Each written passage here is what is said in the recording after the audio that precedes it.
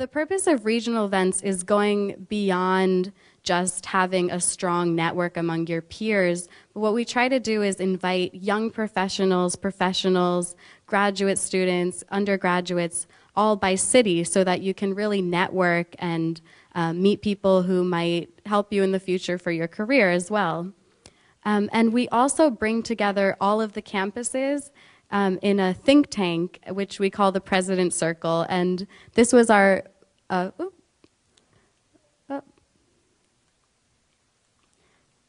Boston President's Circle, and we have GWAMIT represented there. And it was actually held at MIT last year. So our second focus is increasing those visible female role models. And one of the main ways that we do this is through interviews. So on our website, we feature interviews of prominent student and professional role models so that we can increase the image out there of what a Scientista looks like.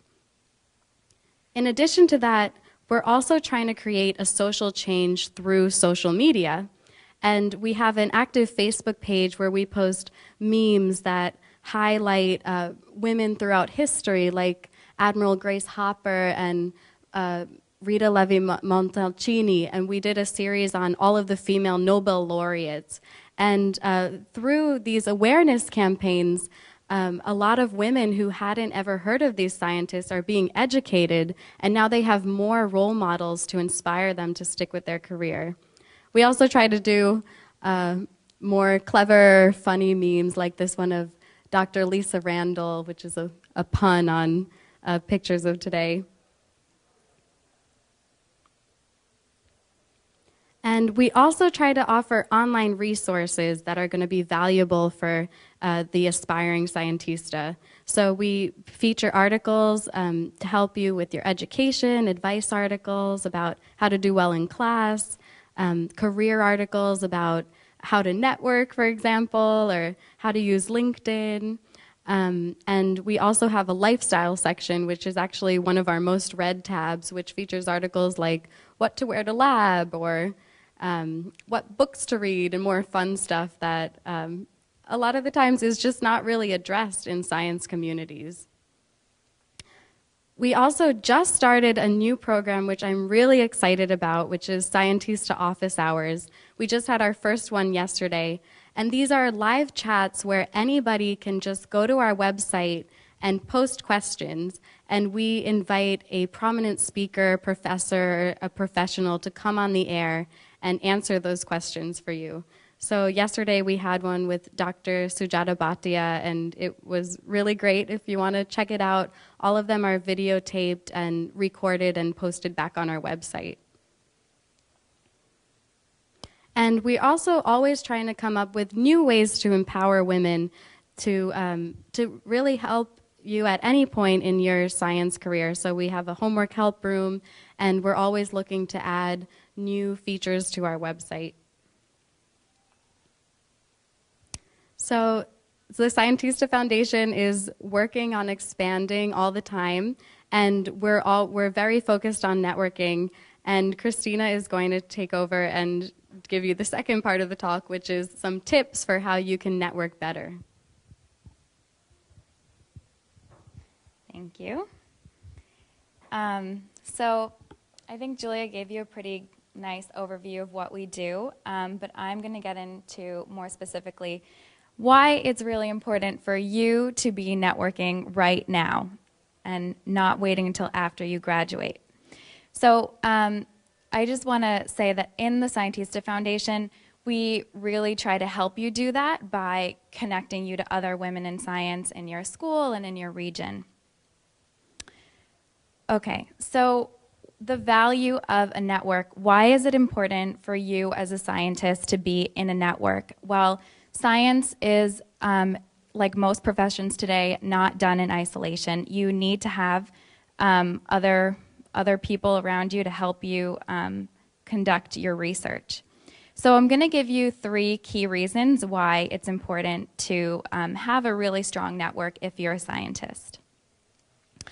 So the first key aspect is that networking is really important for your personal career advancement. So there is a saying that you probably have heard, it's not what you know, it's who you know. Unfortunately, science is not immune to that. You should really try to expand your network, because your network might be the key that you need to opening a job door or to getting you an interview. So, if you're interested in working in industry, you might want to explore different company opportunities. A lot of those are not actually posted online. There are a lot of opportunities that are only found out about through people and through people who are working at these companies or organizations. So it's really actually very important for you to start expanding your network early so that you can have more opportunity to find out about these hidden doors. But it's not just industry in which networking is important. Academia is actually, it's very much about who you know. There are a lot of really qualified applicants and a lot of really qualified scientists out there. So if you want to help yourself get an edge, you should definitely try to meet your professors, your colleagues, fellow students, because you never know who might be able to help you one day get that professorship or get a position in a lab that you're interested in. So your mentors matter, and you should definitely try to be fostering these relationships early. Networking is also important for science research. Science is really becoming more and more interdisciplinary. When you read a paper, it's very likely that you're going to see multiple labs on that paper from all over the world and in all different disciplines. So the more people you know, the more opportunities you have to collaborate, and the more papers that you can eventually be publishing. So as a woman, you have sort of a special value in networking, because women sort of look to each other for community, and not just in a professional way. You can also be getting emotional support, and studies show that if you're not part of a network, you are more likely to feel isolated. Women look to each other to bring each other up, in a sense. So you might want to start thinking about networking with other women around you. So a recent study has shown that there are some differences in the way that men and women conduct their social networks. So women have more communication partners. They like to communicate more and with more people. They organize in clusters, and they're more they reciprocate friendships more. And the study also showed that there is still a tendency for women to network with other women and men to network with other men. So what does that really mean for you as a woman in science? You are more likely to network with other women, but that doesn't mean, of course, that you're only going to be networking with other women. However, if there are fewer women in your lab or your field, you may feel that there are fewer opportunities for you to network, or fewer opportunities for you to network in a natural way. So if you don't have other women around you, you may feel isolated, or you may feel that you're lacking a strong support network. This doesn't mean that you can't get that from networking with other men or having male friendships, but there is something to be said for finding other women around you and creating those bonds with them. So now that we talked about why networking is important, I want to talk about how exactly you can network. So here are some basics about networking.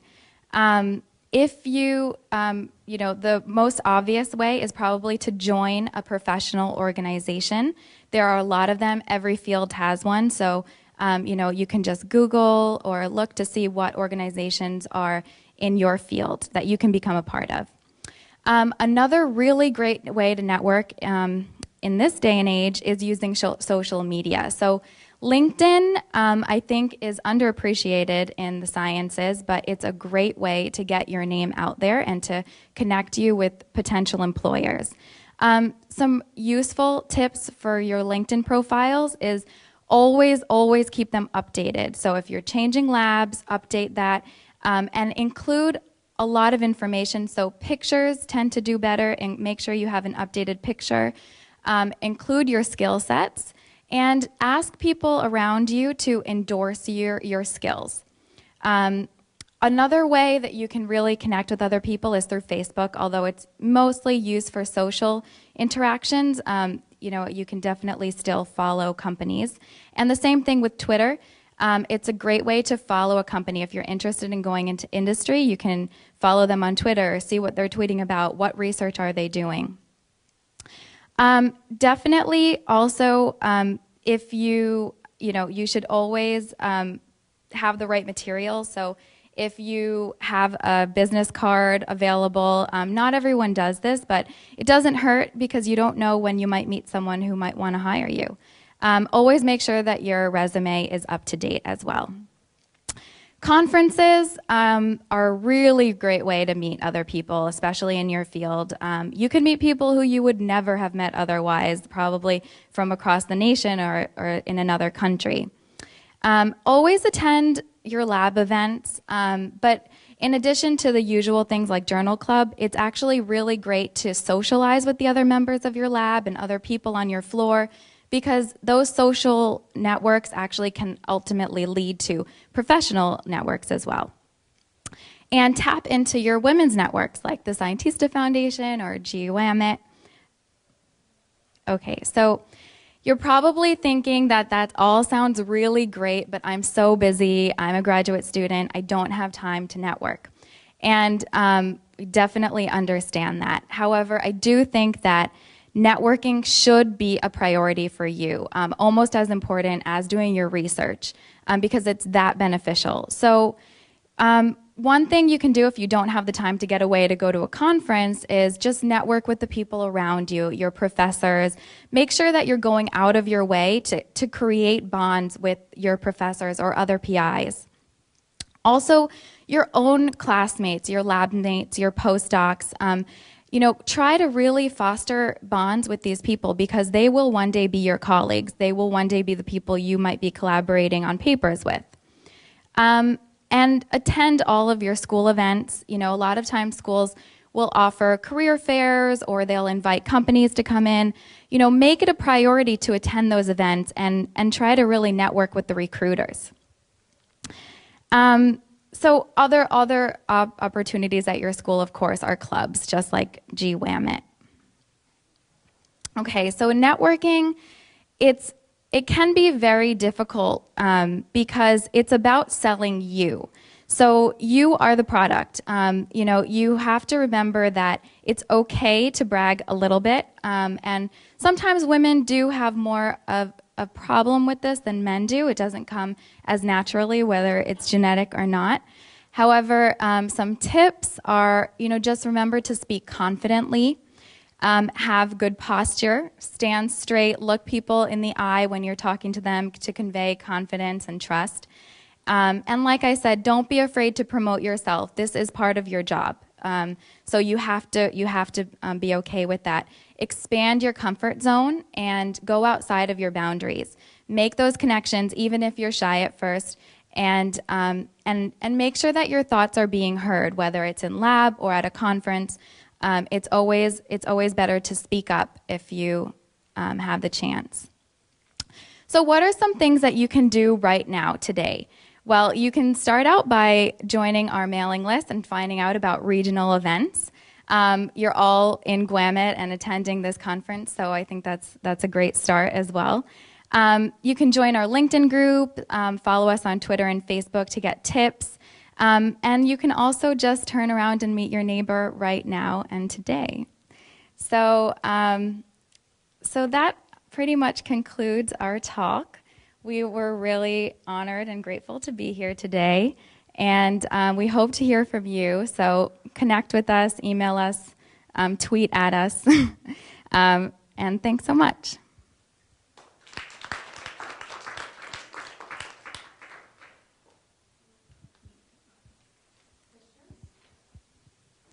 Yes.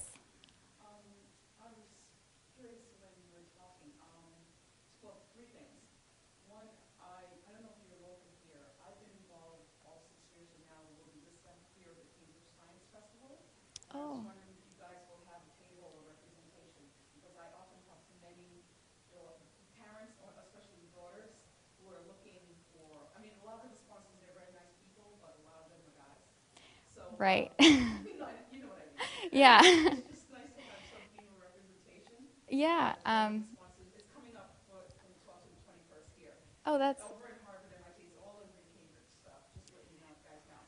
Thank you for mentioning that. Yes. Yeah. Also, you excluded HGYs as well, Harvard Graduate Women in Yes. Science and Engineering. We are affiliated with HGYs as well, and they're another fantastic organization. But thank you. The question was whether we will be at the Cambridge Science Festival, and we will definitely try to be there.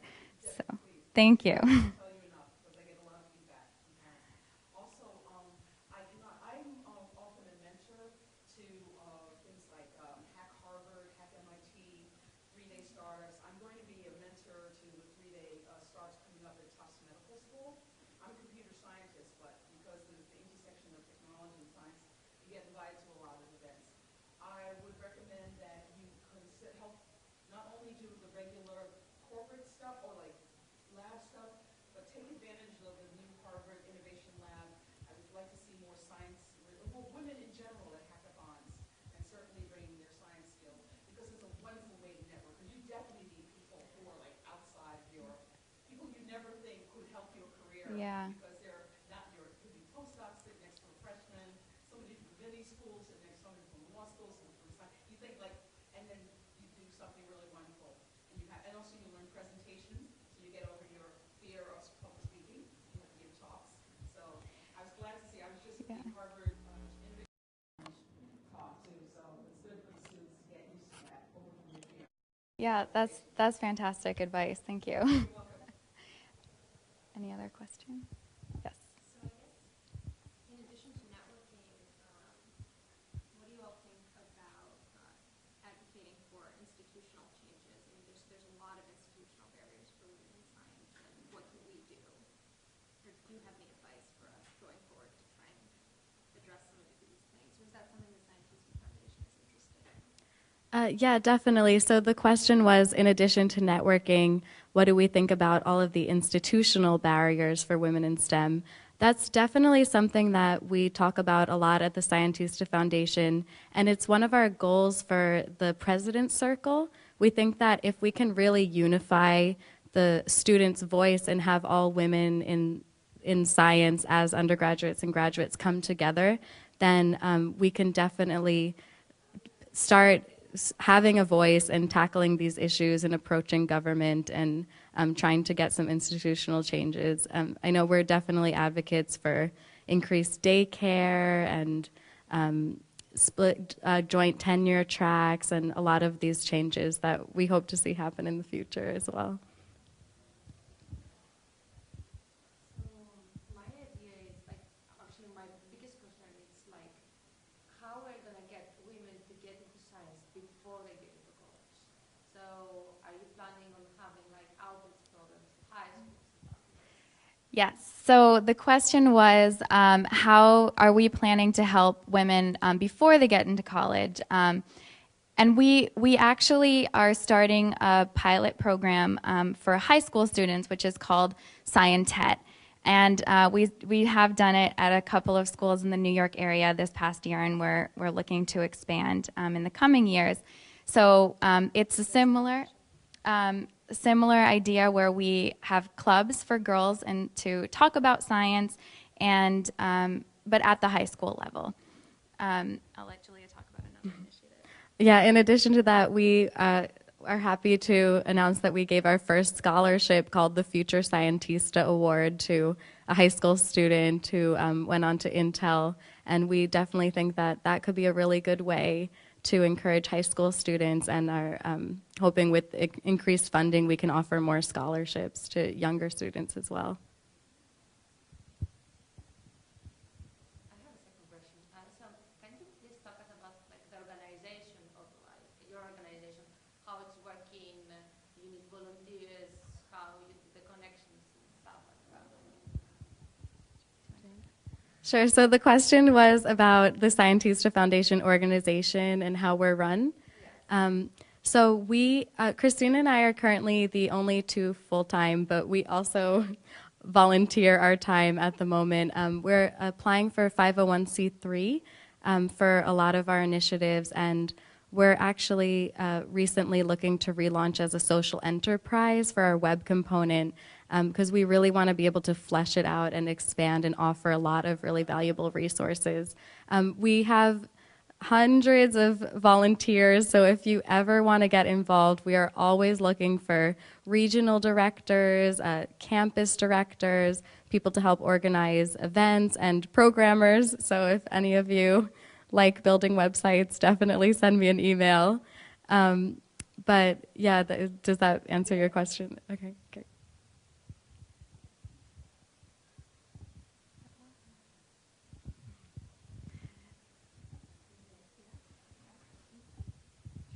Okay. Well, thank you again.